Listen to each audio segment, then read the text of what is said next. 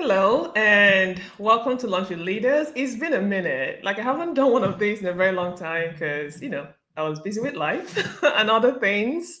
But I am excited to be here today and I'm bringing you an incredible guest. So you're in for a treat. So, as always, I am always interested to know where you are listening in from. So if you're online already, just let me know. Put it in the chat.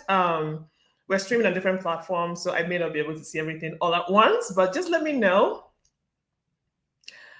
where you are, where you're listening in from. And, if you want, you can just add for extra credit how your Friday is going. I'm going to give you a minute or so to do that.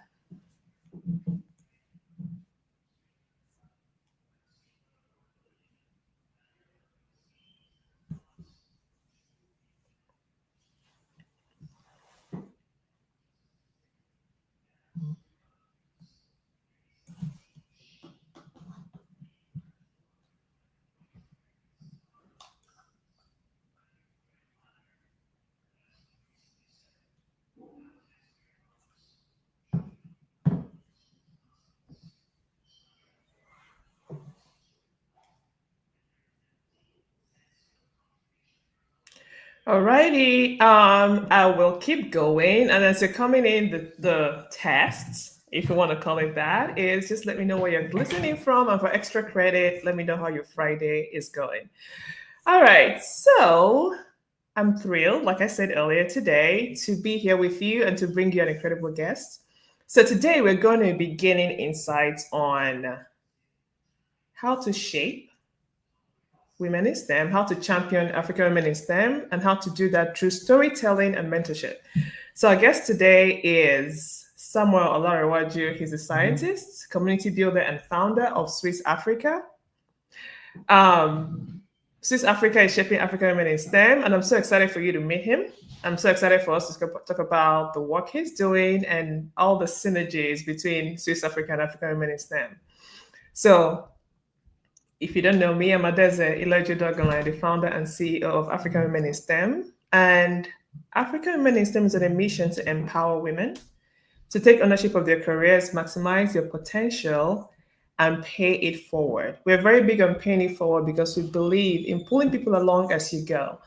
Because if you wait to pay it back, you might wait forever. But if you're paying it forward, you're giving back in the moment, in the present time. And it's actually probably maybe more valuable too because it's still fresh and there's someone that you're at least one step above or just one step further along then that you can really, really help pull up to where you are. So we achieve what we do at African Women in STEM through career development, through leadership development, and through mentoring. And we also host networking mixes where you're able to meet and connect and build relationships with other women like you that are willing to support you and champion you as you navigate your career. So if you're an African Woman in STEM, join us today. Visit our website to learn more. If you're an ally or an advocate, visit our website to learn more about African Women in STEM and also reach out to me so that we can build a better future for African women in STEM together. So let's get to the juicy part of everything. I'm going to bring up our special guest. So joining me today is Samuel. Oh my God, I'm so excited. I think we booked this thing like, I don't know, 3 months ago, whatever. I don't know. But Yes. I don't know about you, but I've been looking forward to this. Okay. So I'm excited that it's finally here. And today we're going to discuss, again, I said, Shaping Tomorrow, Championing African Women in STEM through Storytelling and Mentorship. So, how are you? Yeah, I'm actually very excited this morning. Feeling very great. Fourthly, for the opportunity to be on this platform. And Adesi, thank you very much for allowing me to share about the amazing work we're doing at Shaping African Women in STEM. I would say the second thing is also the exciting project we have ongoing and how the project are like coming through, right? We are planning towards International Day of the Girl Child, which is Mhm. coming up on October 11. So we have about like three projects on October 10 and October 11. So getting to see how my team and I were working to build this has really been amazing. So As I said, I'm very excited to be here, and thank you very much. Well, I'm excited that you're here and we'll get into more of everything that you're doing and all the wonderful things. But before we continue, I want to read your incredible bio because people need to know who you are and how awesome you are. So, Samuel Lorewaju is a scientist, a community builder, and an advocate for equity in STEM. He's a co founder of Shaping African Women in STEM, Swiss Africa, and it's a nonprofit empowering young African women through storytelling, mentorship, and training. And I'm sure we're going to talk about it. They have so much going on. So through Swiss Africa, he has helped support over 1,000 women and build partnership with programs like Hoti Nigeria program. Samuel is also I might get this wrong, veneer, I don't know, scholar and a PhD candidate at the University of Manitoba. That's in Canada, where his research explores how genetic variations affect RNA splicing in human diseases. Beyond the lab, he founded the Food and Genes Initiative, leads Impact Leaders Connect, and has received awards like the New England Biolab's Passion in Science Award and the premier of Manitoba Volunteer Service Award for his community work. So, again, I had to read the bio just so you know that we have an incredible guest here with us. And the next thing we're going to do to get into the questions, but I just want to let you know we always want this to be interactive. So as you're listening, if you have any questions, if you have any comments, please feel free to put them in the chat. We'll be taking your questions during our conversation and also at the end. So please interact, engage, and let us know what you're thinking and what questions you have. So Samuel, are you ready? Yes, I'm ready. And again, as I said, I'm excited. Yeah. Okay, good, because I have questions. Okay, I have lots of them. So I'm going to start on the personal side because I just read your bio and I want people to get to know you a little bit more. So your journey spans science, technology, advocacy, and community building. Yes. So I want to ask, what inspired you to make mentorship and equity for women in STEM your life's work? Because again, I'm not saying that you don't find founders of women in STEM, organizations that are men, but it's few and far between. I'm excited about that because this is what we need. We need everybody working together. But I want to know what inspired you to do all this. Oh yeah, I receive this question a lot because when I first started Swiss Africa, I don't show my face. So I'm always at the back end. I don't want people to know that okay, it's a guy that is leading a woman like a woman organization, right? But there's a story behind it, and there's always a story behind it, right? When I was in my final year in school, back home in Nigeria, I was privileged to finish as the best student in my class. So I had a lot of female friends that were very smart. And it's amazing to see that many of them did not later pursue science, or they dropped off or dropped out of STEM to do other things. So that was number one. But then I did not really take note of that until I read a book by Melinda Gates called Moment of Lift. So in that book, she shared about the challenges women go through in Africa. So I was really inspired that, wow, this is really challenging, getting to see how people rise and how they have to go through the ordeals, the stereotypes and all these things to be able to arrive at where they are. So this led me to reflect about some of these my friends, that why is it that they had to leave STEM and pursue other things. And then I did some background research, and I get to find out that some of these problems I mentioned earlier, stereotypes, lack of role models, lack of mentorship, all of these things is really making many women to drop off. And we have to also consider the fact that the paths for a man to rise is different from a woman, right? A woman has to go through childbearing, they have to go through marriage, the responsibility of raising children. So as men, at times we are freer to rise fast in career. So at some point, some women might be discouraged to just drop off and maybe focus on family, which is not a bad idea. But again, we need both men and women to be on top to be able to make the world better. So So that was what led me to start Swiss Africa. And besides that, too, I think around 2020 we did an event which was focused on women. And in that event, I get to like invite some of my mentors, friends that are doing amazing things in STEM. And that event was actually what opened the door to Swiss Africa. And for the past 5 years, we've been doing a lot of amazing stuff. And you've been able to impact a lot of women.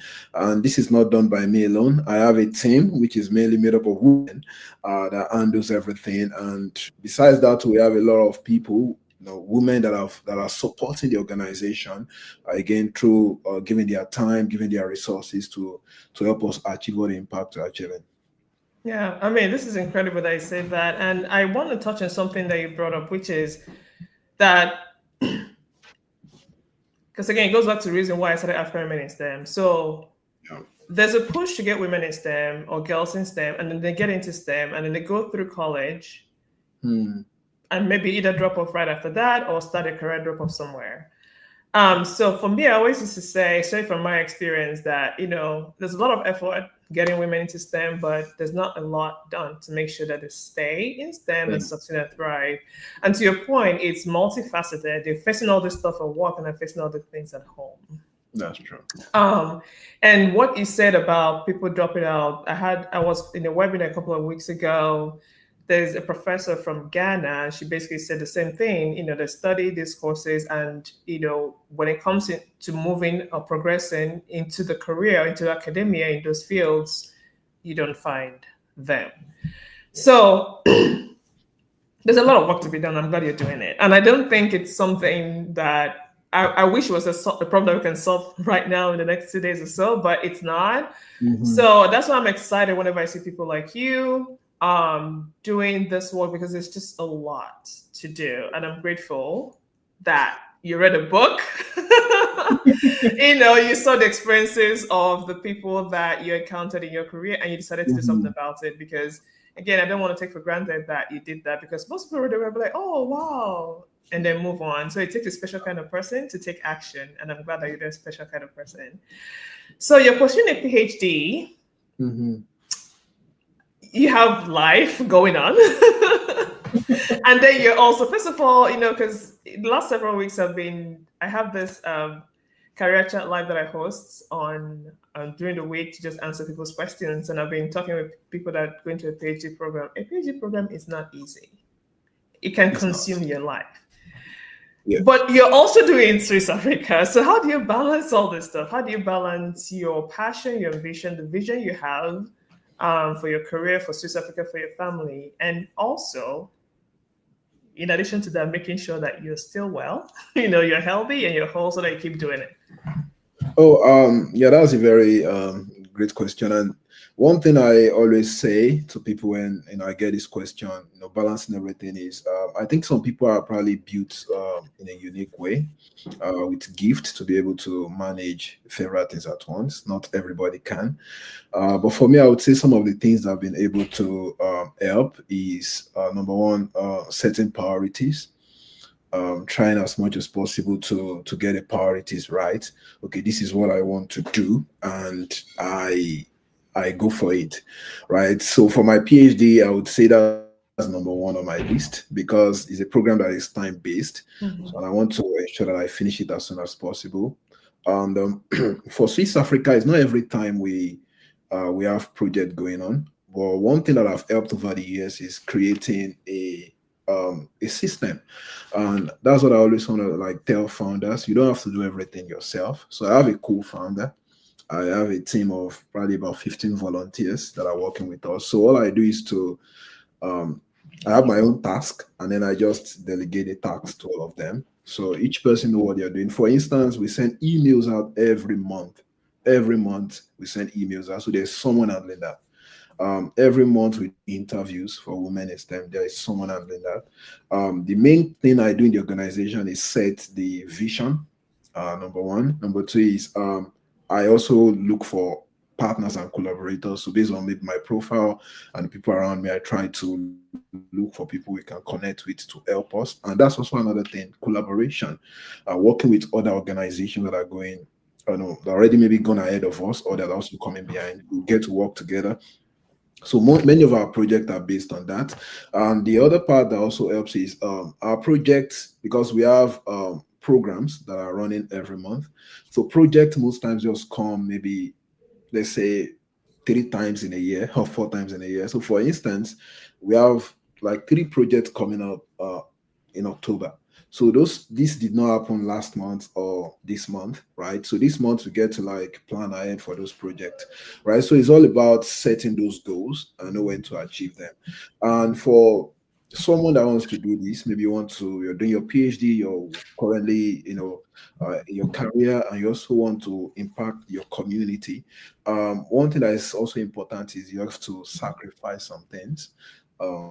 That's what I used to tell people. As you have to just give up some things to get some things done, right? Maybe the time you use for watching movies, maybe the time you use at times for maybe doing some things you love, you have Mm-hmm. to leave that time out and get to work on building what you want to build. So these are very, very important things I use to help me, do what I'm doing, right? And at times you just want to also just block out and maybe just log out of everything.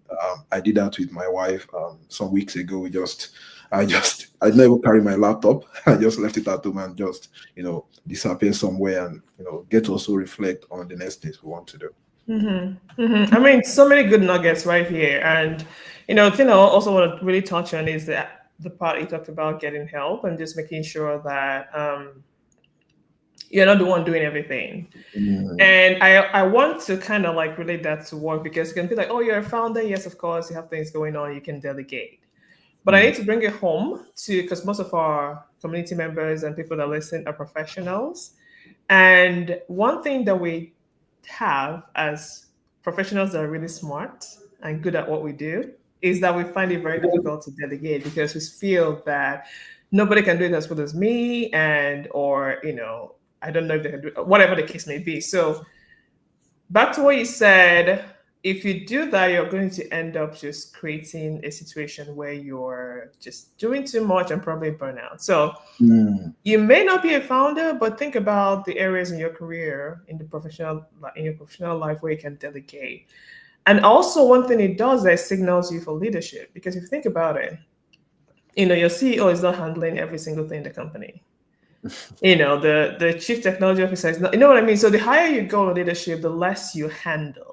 You know what I mean? So if your goal is to be leading in that capacity, you kind of have to figure out how to learn to find the right people or train the right people to do the job so they can focus on the things that will move you forward and where it can give the most return on your time and investment and things like that. So thank you for sharing that. You're welcome. Now, Swiss Africa has a research training program, and I would like you to tell us a bit more about that. Like I told you before we started, that I thought once upon a time I wanted to go into research, and I decided it was too theoretical for me or too boring. I don't know whichever one, or it was too hard to do. Whatever, I don't know. But can you tell us why you started this program, why you're Mm. focused on it, and why it's really critical for women in STEM? Okay, thank you very much. So, Swiss Africa, we don't just design programs; we design them based on the need. All right. So we currently have 3 main programs that we're running. So we have what we call the Swiss High School Empowerment Program for high school students to support them for their exams. More like if they want to get into college. Why we have the Swiss Empower project, which actually connect to what you mentioned earlier. So helping final year female students in college to transition into the industry, to transition into academia, or to even become entrepreneurs. Why the Swiss Africa Research Training Program is focused on like women in STEM in graduate programs. So let's say doing a master's or doing a PhD. One thing we've noticed is the major problem all these women face is getting to sell themselves, getting to talk about their research, getting to translate their research from the lab to the market, more like getting a job through their research and things like that. So the Swiss Africa Research Training Program is going to be a partnership with universities and colleges to help them train their graduate students and prepare them for the workforce or what they want to do after graduate school. So this program, we are going to launch it this October, on October 10 and on October 11, sorry, October 11, in partnership with Carnegie Mellon University in Rwanda. They are Women in Tech Club. So actually, they were the one that led us to start this program. We had a conversation with them, and they told us that this is a major problem they are having. So we also look at other schools, and we notice that this is something that is actually probably global, because many women at times, maybe I don't just want to go, like, some women might not be able to have the confidence to step out and talk about what they're doing. So we want to help them to be able to do that. And we believe there are frameworks to get this done. So this program is going to mainly focus on storytelling and communication skills. So and besides that, we are going to be touching on how to translate their research. So for instance, how they can turn their research into a company, or how they can start a business through their research and things like that. So the one we're having now, this October 11, is going to be a virtual program, and the link is on our website. You can go on our website, www.swissafrica.org, to register. It's open to everyone. And we're going to be having top speakers from Google will be coming around. We also have speakers from Africa will be coming around, right? So also we have, I think, someone from NVIDIA. So we have all these top speakers coming around to share about how they transition from academia into where they are now, through their communication and storytelling skill. And this skill is something, if you look at the world today, if you don't know how to talk, if you don't know how to write, if you don't know how to make presentations, you might be limited in your career or anything you want to do, whether in academia, whether starting a business, whether even working in the industry. You have to learn how to sell yourself and how to present. So this is a skill we want to equip women with. And we believe that by the time they are done with this training, and by the time they want to like start going out, they'll be able to learn something. And lastly, we're also trying to teach them how to come up with ideas like podcasting, like vlogging, because today is the world we are in now is a content-based world, right? How you can create content with what you're learning in school, right? And how you can even build a business around that. So we have some of our, like, one of our advisory board member just launched, she launched a podcast, I think, about a year ago now, and she's doing very fine. So we're also planning to bring them to come and talk and give a workshop on how people can start that. So these, I think, are important skills that can really help women understand. Yeah, I mean, I love everything you said. Like, I live and die by that. You know, and especially for people in STEM, people that are technical. I had this thing where I was always a writer from when I was a kid. So being an engineering did not mean that I stopped writing or telling stories. But for most Mm, people that are in this field, they're very technical. They don't like all mm, the wordy things, so literature and things like that. So when they get into the workplace, we do very well with focusing on the work, the technical aspect, just being subject matter experts. And yeah. then where we have difficulty is when you now realize that, oh, I actually have to convince someone to give me money for this project that I think I want to do. And then when we try to talk about it, we cannot tell the story in a way that they will buy into it. So whatever you're doing is very, very important. And to your point, the world is changing so much right now. And being able to tell stories, no matter what you're doing, is going to be one of the powerful tools that anybody can have right now, because there's so much information out there. People are just bombarded with everything. But can you find a way to speak and communicate in a way that is authentic, that will draw people to you? So That's I'm right. excited for that. Again, we're going to put the website in the comments or in the chat, wherever you're streaming in from, so that you can go to the website and join and participate in this event. Mm. Thank you for sharing that with us. So you've helped so many women so far, over 1,000, and you're doing more work. Earlier on, I talked about how at African Women in STEM we believe in paying it forward. So what for you when you do this work? Because you're one person, you have 15 volunteers, yes, you have other people, but still, your entire team, even if it's 30, is still not enough. Yes. Um, what do you hope that the women that you're helping will do or will be able to create so they can help their communities and have more impact in whatever industries they find themselves in? Oh yeah, that's actually a very very important question. And why we're also doing this is not again just to do the project and just leave the women. One thing we're also trying to do is to also inspire them to be able to take initiative, which is very very important because the goal is to keep on expanding, right? To keep on reaching other people. So like part of the things we also do as Swiss Africa is we collaborate with these women to get things done.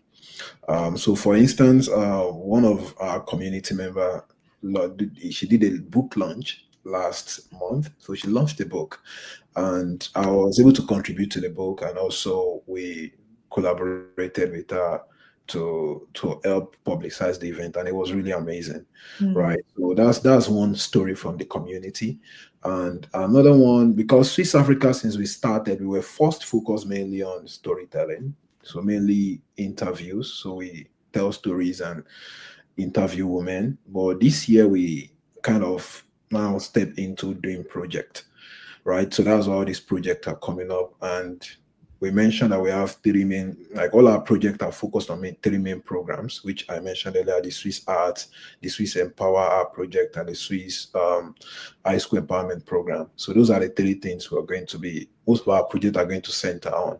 So we try as much as possible to collaborate with them.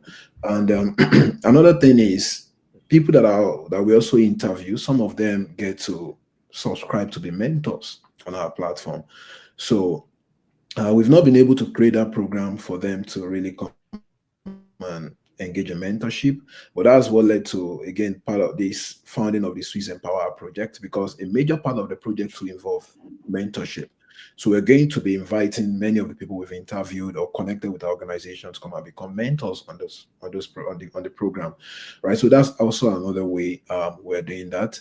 And for all our projects, one of our advisory board members, she asked me this question in our last meeting, that how are we getting to ensure that these impacts are being recorded and also being translated? So not just stop at the program, but people are actually taking, what they learned from our programs and using it in the world. So one thing is, once you're done with our programs, now we're going to be creating that community where we can follow up and where we can ensure that you have every resources you need to be able to achieve what you want to do. Yeah. Yeah, I mean that is so cool. That is so important. And this again, let me know about the book because I'm always like, I get excited when people write books. And and if it's out there in the world, please share it with us too, so we can help promote that as well. Um, Thank you. when I started this, I said that I was really excited because it's not every day that you find an ally in a man that is supporting women in STEM. I know Mhm. a few, but we still need more. Yes. So I was talking with someone the other day. We were talking about moving from just talking about things to actually taking action. Mhm. Because we hear, oh, there are not enough women in STEM, the women are not supported. There's bias. There are all these um, restrictions that prevent them from either going into STEM or succeeding in STEM. Or we talk about it and feel like, oh my God, I can't believe this is happening, and so on.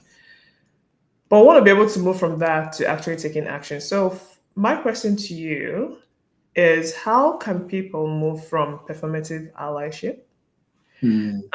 And when I say people in general because again, I'm the founder of African Women in STEM. Your focus is shaping African women in STEM. So there's also the case of okay, there's women in STEM, and then there's also like a subsection of that. So we can have allies that are both men and women, or African or not, and so on and so forth. So how do the people that choose to be allies go from just being performative, just talking about it, to actually supporting in a way that makes sense? And because I'm talking to you, what advice would you give male allies that want to support women in STEM about how they can do that effectively? Yeah, I would say there are different ways to do that. There are different ways to do that. And one thing is, I would say, having a vision, right? Having a vision. So it's not just about talking.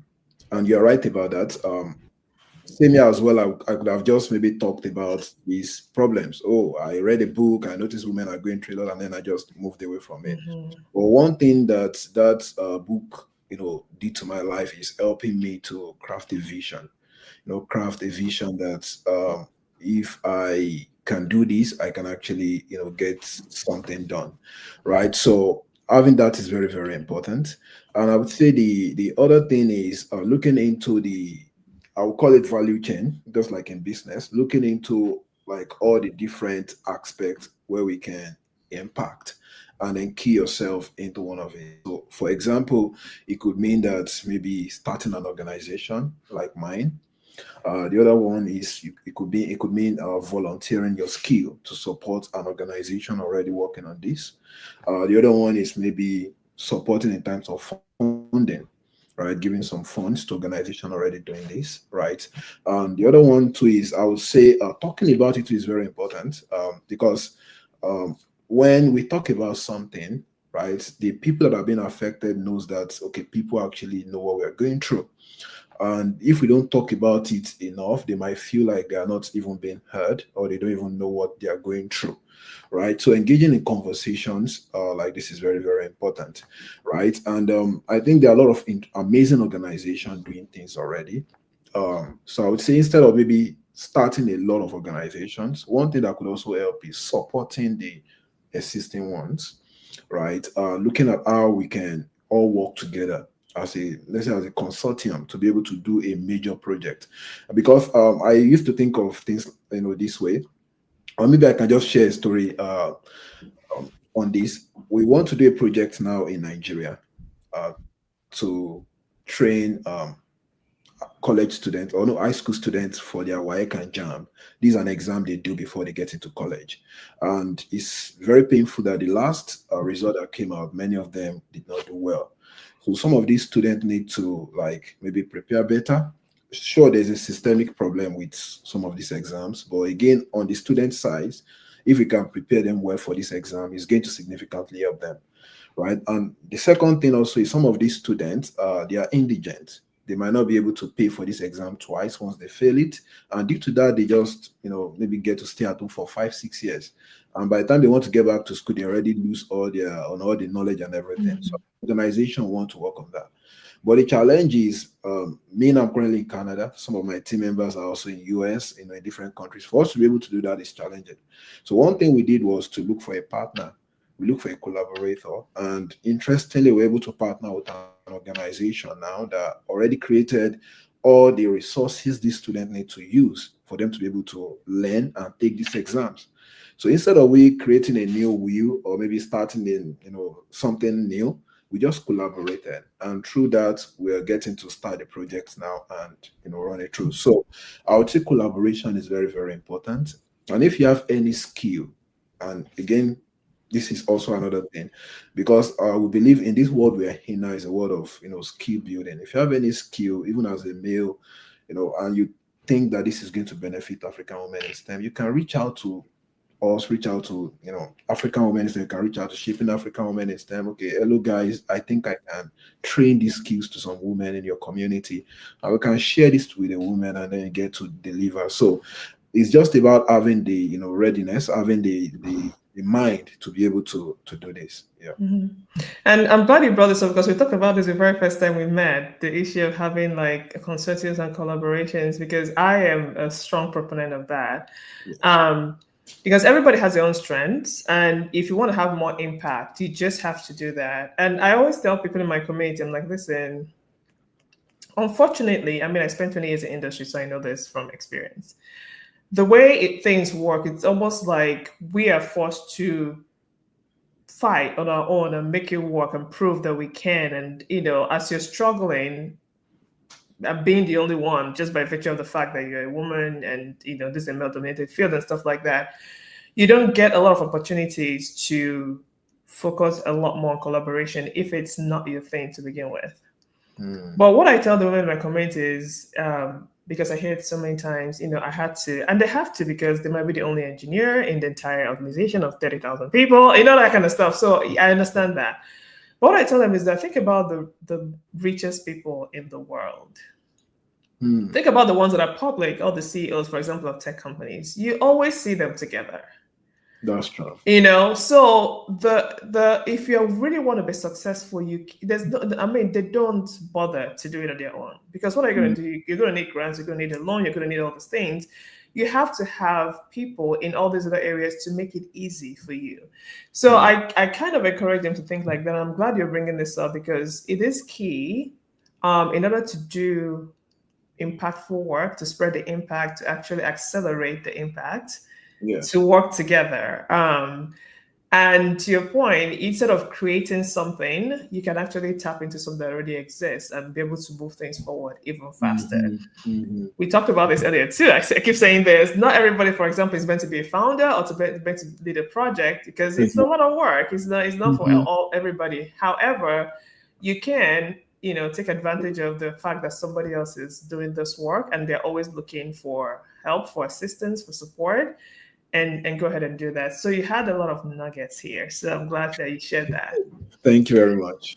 So let's go personal a little bit, the work that you do, because you said a lot of things. For us that Mm-hmm. are not scientists, we don't know what you're talking about. So,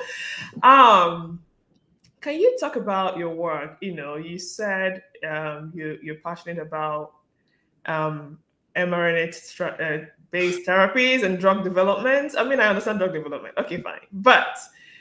And the reason I'm saying this, another reason I started African Women in STEM is that, kind of moving from Nigeria to here or Canada, wherever you are, you realize that there are multiple industries that do exist and are doing really well. That's true. Most countries in certain places, they have one or two industries that are doing well, everybody else is just like there. So what that means is that you may have gone through school, studied a course, and thought you're going to do one thing. That's because that was all you saw in terms of this is the industry that's succeeding. And then people come here and they just laser focus on, okay, I'm going to use my example. Oil and gas was the reigning thing when I came here. So regardless of what people did, they came here and they wanted to work in the oil and gas. But the reality was that there were other things that they could do and have a better life, make the same or even more, but because this is all they knew. So that's the reason why I wanted to talk about this thing, because some people might come to the US or Canada or anywhere else in the world to do a program, and they may not be aware of things that are out there, industries that can be a part of, projects that can be a part of, or things that can pursue. So can you please talk about what you do? So this would be a learning for us, so that at least we know this is possible, this is out there, this is something I can look forward to, so that we Yeah. can play a bigger role, in drug development, in medicine, and so on. Yeah. Thank you very much. So, my PhD program currently is cell physiology. So I study a very interesting process that goes on in our body. We call it splicing. So it's just about how, I believe we all know what the DNA is. And we know that DNA is what carries the information for who we are, our skin color, our height, uh, how we look like, right, as humans, and also for us, for other living organisms. So the DNA is what carry the information, but those information, they have to be processed. It's just like the codes on a computer. If I just look into a computer and I just see the ones and zeros, I might not be able to do anything with that information. Mm-hmm. But when the information is, being worked upon, we can use that to write, essays. We can use that to, get on webinars like these, or interviews like this. So there's a lot of things going on in the back end for us to be able to do this. So same as there's a lot of things going on in the back end as humans for us to function, for me to talk, for me to walk, for me to see, there's something going on in the back end. So what we're trying to do as scientists is to understand what is going on in the back end. Firstly, to help us to be able to develop solutions if there's a problem. So those problems is what we call disease, right? Maybe there is a cancer happening somewhere, there is a brain problem happening somewhere. What is causing this brain problem? So when we know the cause, we can, number one, develop the right solution, and then number two, we can, also help in discovering them earlier. right, before the problem even happens, right? So just like if you have a problem with your laptop, you take it to an engineer that will help you check what is going on in the back end or your website. So that back end search is very, very important. So this process I mentioned, the splicing process, is our genes. It's part of the process that help our DNA, which we also call our genes, to produce the proteins.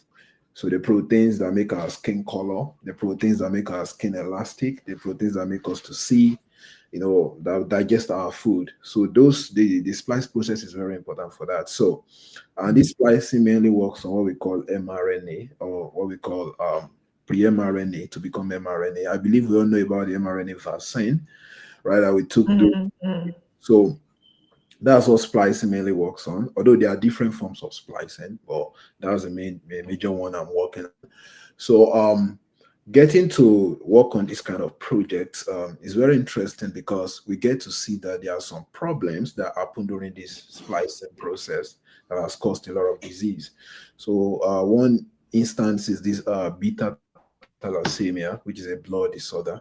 So what we notice is when this splicing goes wrong, it actually affects the red blood cells, and then they won't get to like maybe carry oxygen well, and due to that, cause a lot of problem in the individual having this issue. So, and one thing that caused this is the changes in humans. So we call them variations, right? So those variations, or we call them mutation. Mutation is more popular, right? Mm-hmm. So when we say mutation is what makes me different from you, what makes you different from another person. So humans, if you check our DNA, we are more like almost 99.9% the same. But that 0.01% or 0.1% difference is what makes us different. So that 0.1% could also mean what will make us more susceptible to disease compared to another person, right? So we getting to know those variations, we can change them. So we have new techniques coming up now. I believe many of us have heard about gene editing, where you can edit a gene or edit those variations so that the person can be, can feel better. And then we have the, mRNA therapy too. So for instance, there are some changes in the DNA, these mutations that actually cause a wrong mRNA to be produced. And this wrong mRNA being produced cause a lot of problem in the body. So instead of we just maybe going back to address the core, information, we don't want to tamper with the core information because it could affect other things in the body. Mm-hmm. Just like you changing the code of a backend on a website, you don't know where it's going to end up. And when there's a saying that when the code is working, you don't want to touch it. Yeah. You don't know what's going to happen. So instead of we going back to address the main code, we can work on what is being produced by the code. Mm-hmm. mRNA. So there are companies today that are produce this mRNA therapy where people can inject them the way you inject the vaccine. Just take the pill, just like you take injection. So once you take the dose, the mRNA will produce the right protein and the person Mm-hmm. better. So they're actually interesting, uh, you know, therapeutic development in that area. So if you're studying pharmacy or studying biochemistry or studying anything related to medicine, it's very important that you look into this because this field is actually just getting being recognized. Mm-hmm. Way after the COVID-19 pandemic, nobody really knew about mRNA before, right? But during the COVID-19 pandemic, we were able to see that within a year, a vaccine was developed. That has never happened before. Mm-hmm. Developed. So it shows that mRNA can actually address a lot of interesting diseases we have today, including cancer. So we are trying to also develop cancer vaccines using this mRNA technology. So it's a very interesting field. And there's a free course on it on Coursera. Mm-hmm. The course was developed by Moderna. So that's the company that also first created the COVID-19 vaccines. That Yeah. course detailed everything about mRNA therapy, and then you get to also compare it with the current therapies we have, which are probably maybe protein-based therapies, which you can understand, okay, what makes mRNA better, and how can you key yourself into this new development? Because in the next 5, 10 years, most of the therapies might actually end up, being mRNA based. Although there are some challenges, sure, it's a new technology, is a new thing, so there's problems here and there. That's why we need more people, more smart people to come in and solve these problems and then get to great solutions. Yeah. Well, thank you for saying that. And I am so glad that you brought this up. the reference you made to the course on Coursera, and I just want to say, please go check it out. The good thing it's free; it gives you an opportunity to learn something without investing. But also, we find out that these days, the other day, I don't know what I was doing, and I saw that I don't know which company. I think it was ChatGPT had a bunch of free courses that are just released. So Mhm. when things are technology is changing so fast, a lot of things are happening, and there's really no time for us to go back and create a 4-year program for a lot of things. I mean, by the time you're done thinking about creating it, we've kind of moved on. Yeah, So I'm thinking that some of these organizations are responding to that by providing information as we go, so that at least as many people as possible can be a part of that. So that's please do take advantage. And I want to say hello to Tammy for joining us. Tammy is an incredible woman. She was a guest, I think it was 2 years ago. We um, talked about upskilling and all the fun things. That was before ChatGPT became a crazy thing. But everything we talked about was very apt. And if you listen to her at that time and upskill like you were, you'll be in a very good place right now. So I'm glad that she's here, and I'm glad that someone brought up the fact that we can get some of these courses for free. Just look out there. You'll find anything you want. You can find. At least it may not give you everything. It's a good place to start. Okay, mhm, mhm. um, and that is so wonderful. So, keep going. This is so interesting, and I always have an incredible time when I have these conversations. And I want to say thank you for sharing so much. You're welcome. So you said you're planning to write a book. Again, I get excited, okay, when people are writing books. So I write a book on balancing leadership roles with academic pursuits. I'm guessing it has something to do with the fact that you're doing a PhD and you've been doing it for years. Tammy is also a PhD. She gets it. Um, so why did you choose to write the book, and what message do you hope to share with, you know, the people that you're writing the book for? Yeah, I've been wanting to write a book for a while now, and I think I'm just writing it in my head. I was listening to I was listening to an interview by Professor Wale Soyinka on this, and I was just like, wow. He mentioned also that if he wants to write the book, he can be thinking about it for 10, 11 years, Mm, right? Before he just sit down one day and just put it down. And I would say for mine now, it's been like maybe a year, but I've been reflecting on writing a book that centers on, again, balancing academics and also engaging in community development. And this is because of my journey. I got into community development in my final year in school. As a young person, I was 21 then, when mhm, I founded my first nonprofit. And the impact I made then got me into the One Young World, to become a One Young World ambassador and get to also leave Nigeria for the first time to London mm, conference. And since then, it's been from one level to another, through engaging in the community, right? And I believe there are a lot of young people like me out there that wants to do the same, that wants to build something they love, that wants to make impact in their community. And one thing about this is, the moment you make that decision, it opens a lot of doors for you. And instead of you whiling away time, staying at home or just going to school every time, it's not bad. I'm not against that. I love our education, but you also want to try as much as possible to think outside of the box on how you can use what you're learning to impact another person. Because if you don't translate that knowledge, it will just die. mhm, Right. So getting to translate your knowledge to create something is very important. So I want to address that. And another thing I want to address, actually, which might be maybe the first book I'm going to write on, is going to be on mastering opportunities and getting access to opportunities. I feel the world we are in today, there are a lot of opportunities, grants, fellowships, awards, scholarships. And the painful thing is, if you don't access these opportunities, you might not be able to get anyone, because opportunities begat opportunities, right? If you have one, you get to get more.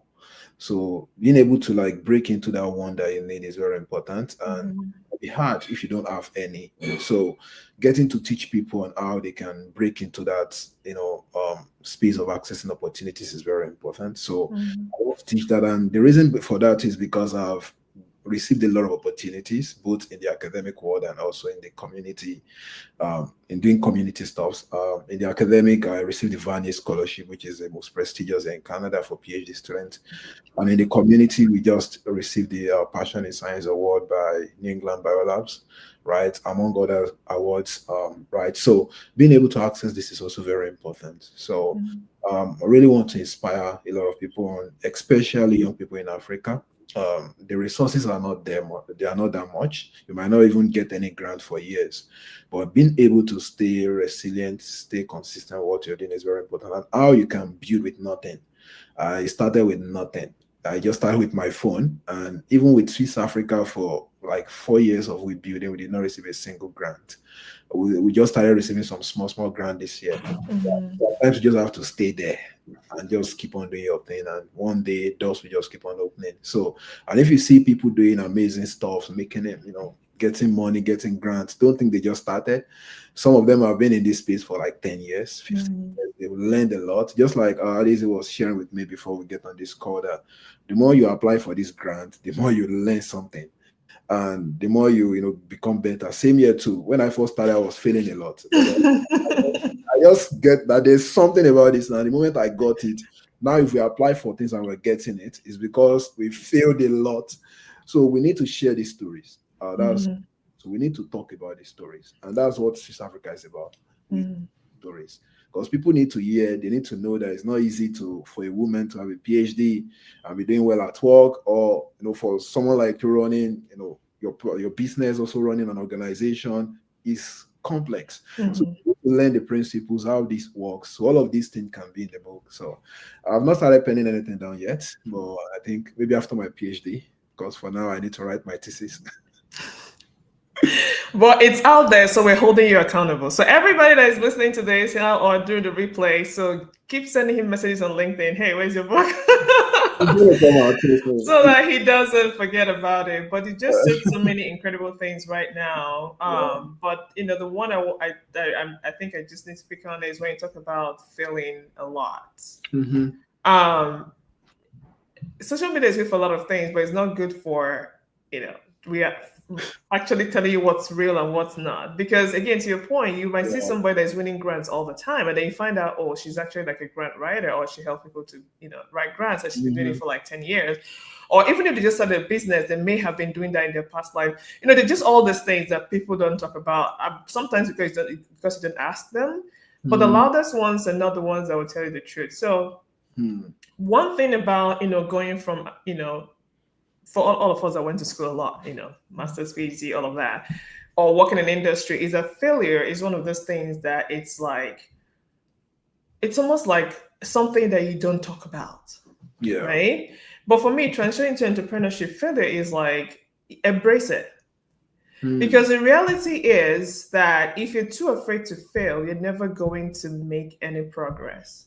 That's true. I'm using Apple because it's all out there, iPhone and all of that. People call it groundbreaking. There's a lot of literature about how, they just did certain things that other people couldn't think of doing and crushed them in the process. But that was because they were not afraid to fail. I mean, Meta is what it is right now. When Facebook started, it was just like something for college people to just be hanging out and talking about. But you just go, throw it out there, try things. Amazon was just, use bookstore. I'm sure he had a big dream, but we didn't see that. So my point is, we have to be comfortable with failing. And I also, like a couple of years ago, I had a guest on Lunch with Leaders, and we talked about this, being entrepreneurial and being comfortable with, failing, because if you're not comfortable with failure, you can't take risks. And I like what you said about that. When you started, you just had your phone. When you started, you didn't have anything. For 4 years, you were just like kind of, grinding, but you had a vision. Going back to what you said about, when people want to be allies and support, you had a vision, you knew where you were going, your why was very strong. And you just keep doing, and you're always going to get better. And the thing about opportunity, like you said, is that I haven't heard people say this, but it is really critical for people to understand how to take advantage of opportunities and leverage it. That's true. Like sometimes you see that opportunity should come, and then it comes. I don't know. There's this story that goes around that somebody was asking God for a sign, and then God gave a sign. I was like, no, give me another sign, that kind of stuff. But you can. I look at it as like you're standing outside this door. It's closed. taking the opportunities, opening that door, and walking and figuring out what's on the other side. That's But true. some of us want to know what's on the other side before we open that door. And if we Hmm. don't know, we're like, I don't want to open the wrong door. And then what happens 10 years down the line, or you live your whole life and you never take Wow. opportunities.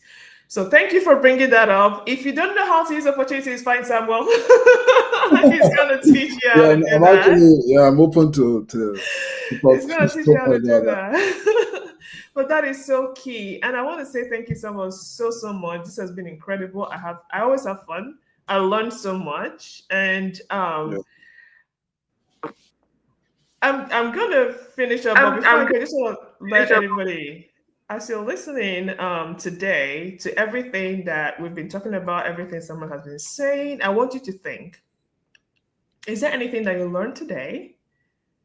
Did you Hmm. discover anything? Is this something you know now that you didn't know before? Okay. I'm learning every day, and someone has shared so much. So think about it. What did you learn? What did you discover? What do you know now that I didn't know before? Think about that for yourself and take that with you. And I just want to say thank you so much, Samuel, for being here. Thank you so much for being so generous, for sharing your work, the things that you do, all the knowledge that you have, telling us that it's okay to fail, telling us that we don't need more than a phone to start something, and telling us that it's okay to take advantage of opportunities and to learn to do that all the time. And I want to say thank you to Tammy for being here. And I want to ask you, Samuel, before we go, like, what? Tell us more, because this is not it. Okay, you have so much going on. Want to be a part of that. So, Yeah. what's next for you? What's next for Swiss Africa? How Hmm. can we be a part of that? And how can we So, always just stay with you so that we know what you're doing? yeah, thank you very much, Adeze, again for this platform.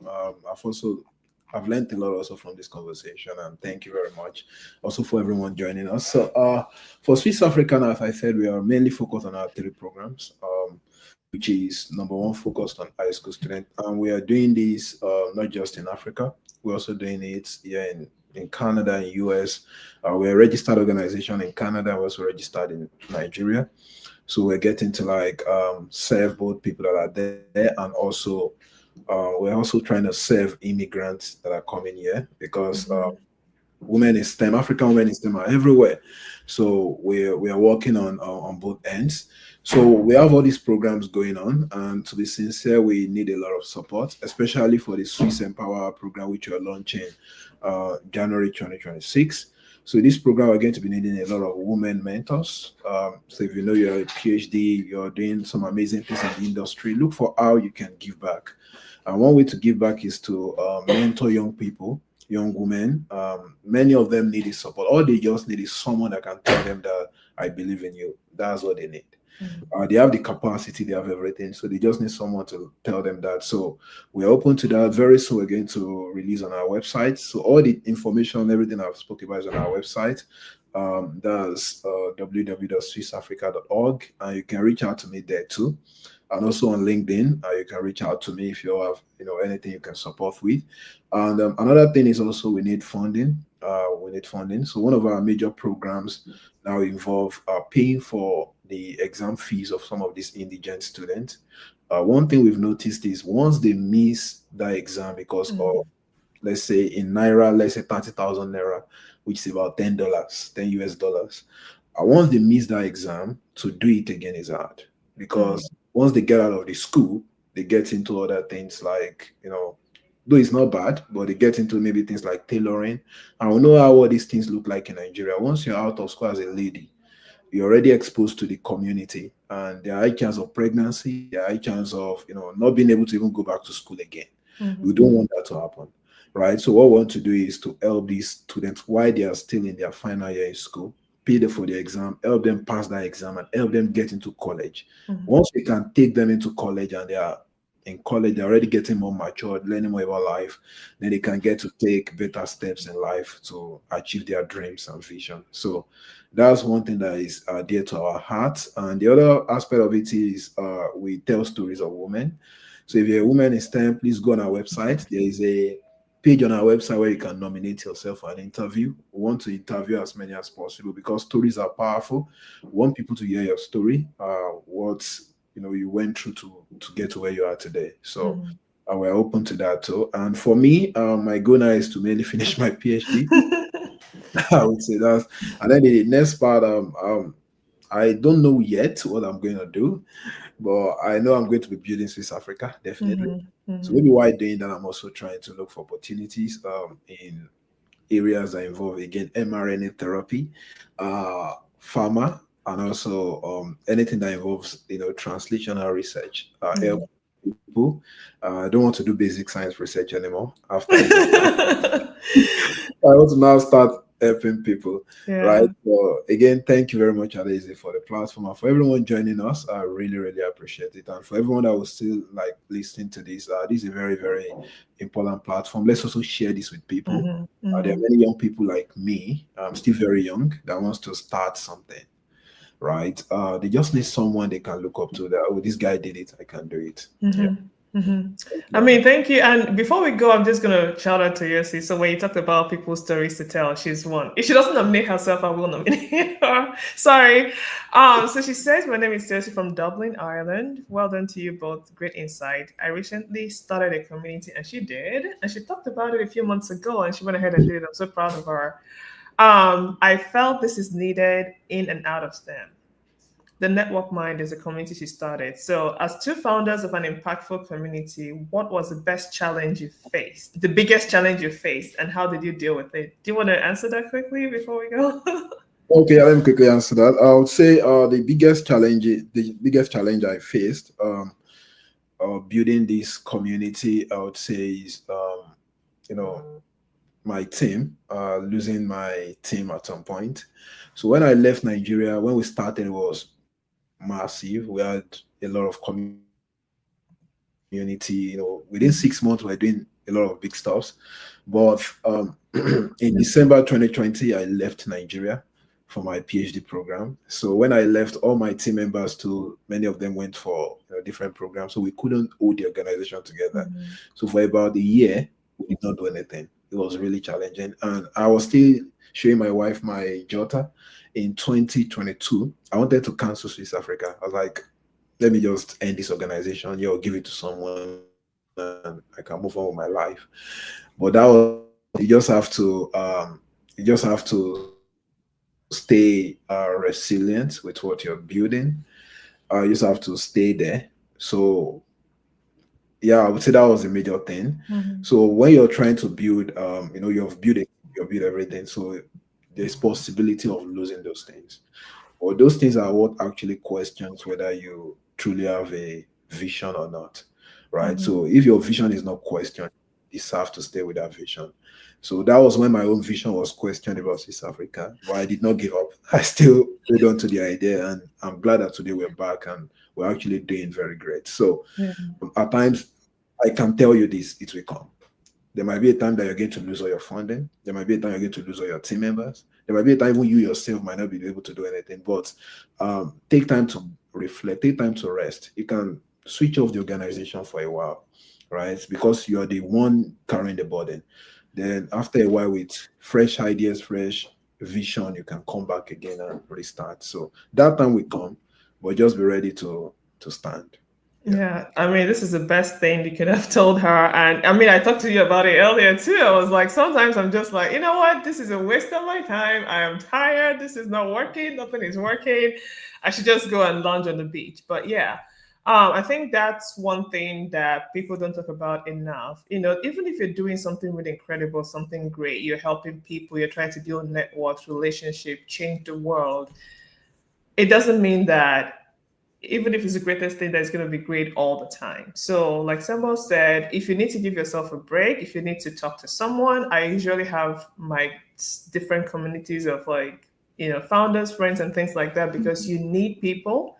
And then you also need your own space and your own time. One practice I do is every morning I center myself. If you're religious, you can pray. Um, you can also meditate. You do the breathing. It has worked incredibly well for me. I started doing that because of health reasons, but now it's become part of my life. Like once I do that in the morning, no matter what's going on during the day, I'm fine. I have to Mm, reset again the next morning. But what it did for me is I take it one day at a time. So I reset this morning, I do today. I know what I'm going to do tomorrow, but I don't worry too much. So if I hope that was helpful for you to see, there's an excitement that comes to the beginning, but if you're in this for the long run, it's not always going to stay at that level. They're going to be, they're going to be like dry spots and stuff like that. But your vision, your why is going to keep you going, and then just make sure that you align yourself with other people, that can talk things over with. And I want to say thank you, Teresa. Thank you, Mitch. For some reason, I don't get to see everybody when I do this lives, but just know that even if I didn't shout you out, I appreciate you being here, and I appreciate you taking time to be with us on this Launch Your Leaders. And again, Samuel, I am very grateful that you took the time, that you said yes. I mean, the very first time we had a conversation, I was like, yes. I was like, okay, yay. And I blocked the calendar. I didn't come back and change your mind or tell me, you know what, forget that. Okay. So thank you so much. And I know that African Women in STEM and Swiss Africa are going to do a lot together. So stay tuned and watch out for that. We have another Launch Your Leaders coming up in October. So, if you're following us on YouTube, LinkedIn, Instagram, or on our website, that information is going to be out there for you. And again, we have a lot of things, incredible things coming up on African Women in STEM. Okay, so I'm excited. All right, so I'm looking forward to sharing that. So if you're on our email list, of course, you'll be getting the emails about it. Visit our website from time to time and follow us so that you can learn. So follow me at Lion as well. And I look forward to seeing you next month on Launch Your Leaders, and enjoy the rest of your day. Thank you, Samuel.